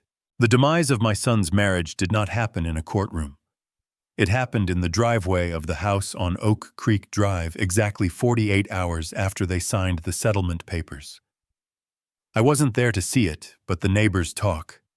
In a quiet suburb, a shouting match on the front lawn is better than cable television. Mrs. Higgins across the street told me later that she had never seen a woman pack a Louis Vuitton suitcase with such violence. They say that money can't buy happiness, but the lack of it certainly clarifies your priorities. For 5 years, Brandon and Brittany had been united by a shared love of spending my money. They were partners in consumption. But when the credit line was cut, the partnership dissolved instantly. It turns out their vows should have said for richer or for richer, because poorer was definitely a deal breaker. The breakdown started the moment they walked out of Sylvia's office. According to the court filings that would come later, the car ride home was silent, until Brittany screamed that Brandon had tricked her. She yelled that she had married a provider, not a loser who gets fired by his own father. She accused him of fraud. She accused him of wasting her prime years. She didn't mourn the loss of their home or the trauma to their son. She mourned her social standing. She mourned the loss of the Aspen trip. By Wednesday, the moving trucks had arrived. But they weren't moving together. Brittany had called her parents. They lived in a modest house 3 states away, people she had largely ignored since she married Brandon. But now they were her escape hatch. She loaded her car with everything that could be sold. She took the silver. She took the artwork. She took the jewelry I had given her for anniversaries. She didn't pack Brandon's things. She didn't pack Leo's toys. She packed her own survival kit. The confrontation in the driveway was the finale. Brandon was standing by the trunk of the car pleading with her. He was trying to hold her hand. He was crying. He was asking her how they were going to get through this together. She laughed in his face. It was a cold, sharp sound that carried across the lawn. Together she shouted, "There is no together, Brandon. You are drowning and I am not going to let you pull me down with you. You have nothing. No job, no house, no inheritance. You are a sinking ship." She got into her car. She didn't look back at the house she had fought so hard to keep. She didn't look at the husband she had promised to love. She just put the car in reverse and backed out of the driveway, leaving tire marks on the pavement. She filed for divorce the next morning. She cited irreconcilable differences, but the real reason was simple math. 0 divided by 2 is still 0. She wanted custody of Leo not because she wanted to be a full-time mother, but because she knew child support was the only revenue stream Brandon might still have. She didn't realize yet that 40% of an unemployment check wouldn't buy much champagne. Brandon was left standing in the driveway of an empty house. The silence that followed her departure must have been deafening. For the first time in his life, there was no one to blame. There was no one to yell at. There was just the reality of his own mediocrity staring back at him. He spent the next 2 days moving his things into a storage unit. He didn't have much. Without Brittany's decorations and my furniture, his life fit into the back of his rental car. On Monday at noon, exactly as Sylvia had demanded, he left the keys on the kitchen counter. He walked out of the house on Oak Creek Drive. He locked the door behind him. He got into his car and drove away. But he didn't go to a new apartment. He couldn't get approved for a lease. With no job, no savings, and a credit score that was in freefall, he was radioactive to landlords. He checked into the Starlight Motel on the edge of town. It was the kind of place where they charge by the week, and the towels are thin enough to read a newspaper through. The sign outside advertised color TV and free ice as if those were luxuries.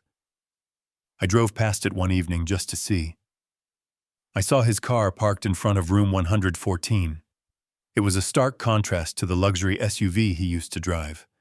It was a mid-sized sedan dented on the bumper filled with fast food wrappers. Brandon sat inside that room for days. He was paralyzed.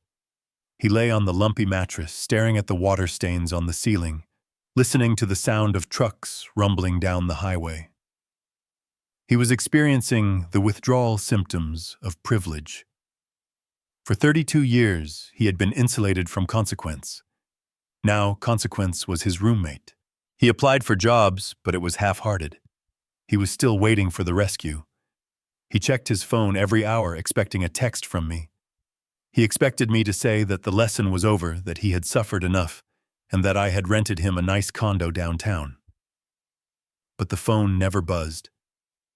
Then came the final indignity. It was a Tuesday night, 2 weeks after the eviction. Brandon had fallen behind on the payments for his own car, the one purchase he had actually made himself, although he had used my co-signature to get the loan. When I cut him off, I also removed myself as the guarantor. The bank didn't waste time.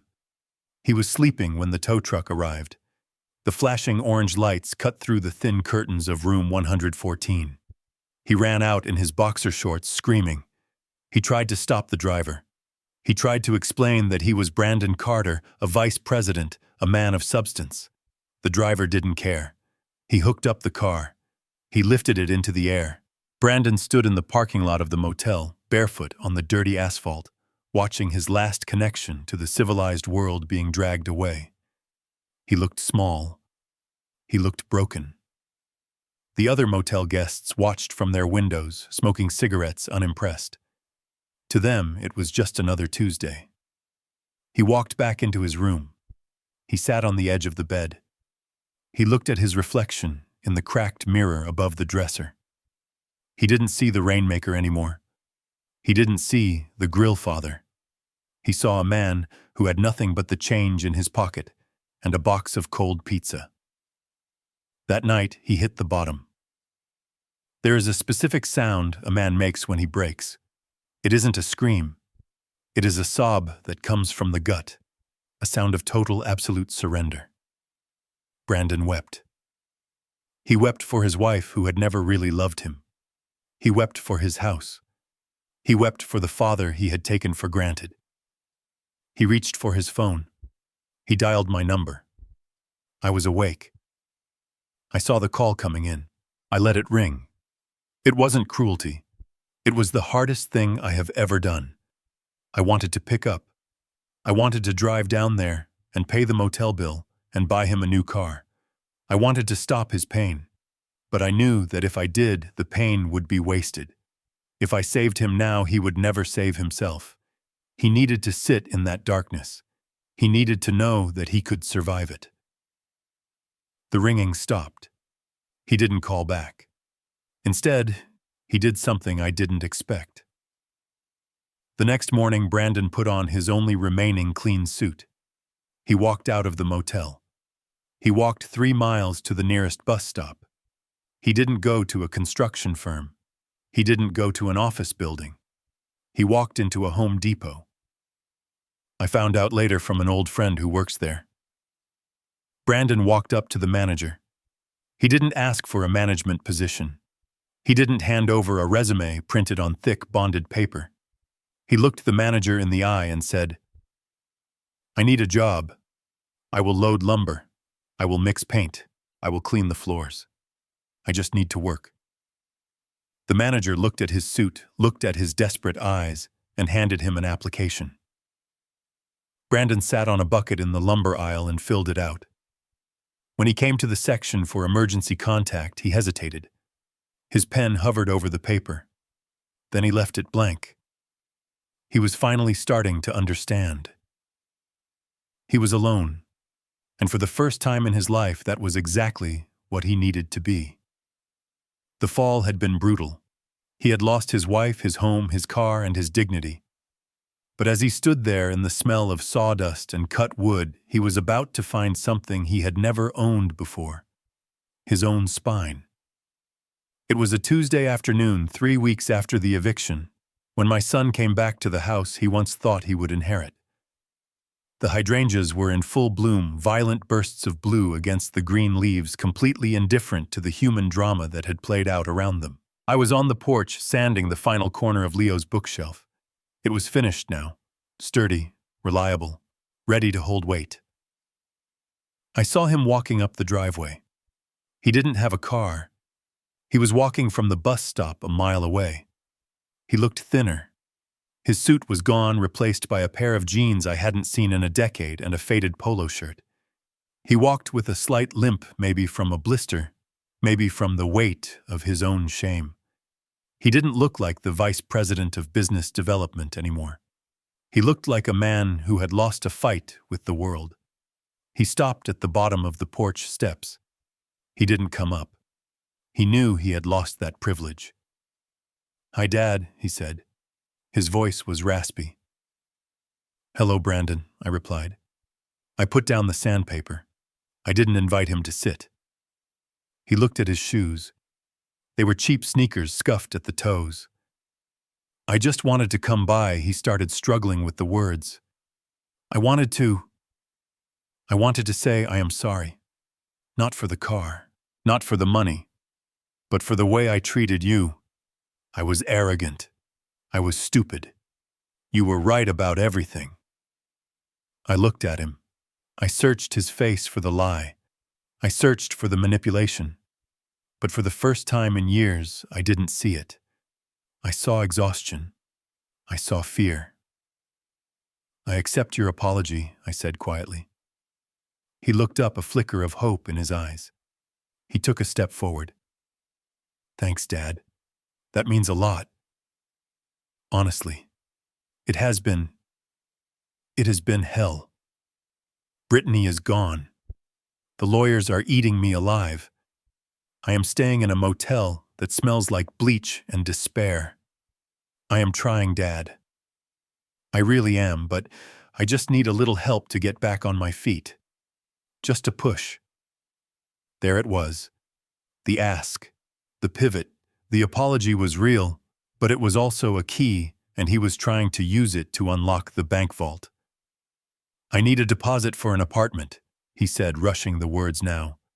"Just $2,000. First and last month's rent. I can't get a job if I don't have a permanent address.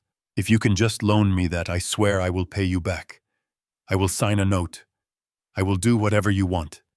I looked at my son. I loved him. God, I loved him. Every instinct in my body screamed at me to go inside, write the check, and fix his pain. It would be so easy. $2,000 was nothing to me. It was the price of peace. But I remembered the bookshelf. I remembered that if you use cheap wood for the foundation, the whole thing collapses when the load gets heavy. I had been the cheap wood for 30 years. I had to be the steel. I reached into my shirt pocket. I pulled out an envelope. Brandon's eyes locked onto it. He thought it was a check. He thought he had won. He let out a breath he had been holding, his shoulders sagging in relief. "I knew you wouldn't let me drown, Dad," he whispered. "Thank you." I walked down the steps. I stood in front of him. I held out the envelope. He took it. His hands were shaking. He tore it open, eager for the salvation inside. He pulled out the paper. It wasn't a check. It was a single page. A printed application form for a heavy equipment crew on a commercial dockyard in Bremerton. Stapled to it was a business card for a foreman named Miller. Brandon stared at it. He flipped the paper over, looking for the money. He looked back at the envelope. Empty. "What is this?" he asked, his voice trembling. "That is a job," I said. "I called Miller this morning. He owes me a favor from a project we did in '99. He is looking for general laborers. It is hard work, Brandon. You will be hauling steel cables in the rain. You will be waking up at 4 in the morning. Your back will hurt. Your hands will bleed. It pays $18 an hour." $18. Brandon looked at me in horror. "Dad, I made 6 figures. I can't live on $18 an hour." "You can," I said. "Millions of people do. You will rent a room, not an apartment. You will take the bus. You will cook your own food, and you will save every dime." "I asked for a loan," he said, his voice cracking. "I asked for help." "This is help," I said. "Giving you money isn't help, Brandon. It is morphine. It numbs the pain, but it doesn't cure the disease. The disease is that you think you are too good to sweat. You think you are entitled to an outcome you didn't earn." I stepped closer to him. "If I give you that money, you will be back here in a month asking for more. You will never change. But if you take this job, if you show up every day, if you learn what it feels like to be tired because you worked, not because you worried, then you might actually become the man I know you can be." He crumpled the paper in his fist. Tears streamed down his face. "You are cruel," he sobbed. "You are enjoying this. I am not enjoying this." I said, my voice thick with emotion. "This is the hardest thing I have ever done. I am watching my son bleed, and I am refusing to give him a bandage because I know the wound needs to air out to heal." I pointed to the paper in his hand. "Miller is expecting you tomorrow at 5 a.m. If you are 1 minute late, the job is gone. It is up to you, son. You can throw that paper in the trash and walk away, or you can get on the bus and go to work." I turned around. I walked back up the steps. My legs felt heavy. I wanted him to scream. I wanted him to throw the paper at me. But he didn't. I picked up the sandpaper again. I didn't look back. I heard him standing there for a long time. I heard his ragged breathing. I heard the wind rustling the hydrangeas. Then I heard footsteps. They were walking away. I waited until I couldn't hear them anymore. Then I put the sandpaper down and sat in the rocking chair. I closed my eyes. A few hours later, my phone buzzed. It was a text from Sylvia. "He called Miller," the text read. "He starts tomorrow." I let out a breath and looked at the sunset. painting the sky in shades of purple and gold. He had taken the fishing rod. I picked up my phone and opened the photo gallery. I looked at a picture of Leo. He was smiling, missing a front tooth. I dialed the number for the 529 education plan. I authorized the monthly deposit. Then I called the florist and ordered a bouquet for Brittany's parents' house with a card that just said, "For Leo." I wasn't a villain. I wasn't a hero. I was just a father who finally learned the difference between love and enabling. People think love is a soft blanket. They think it is saying yes. They think it is shielding someone from the cold.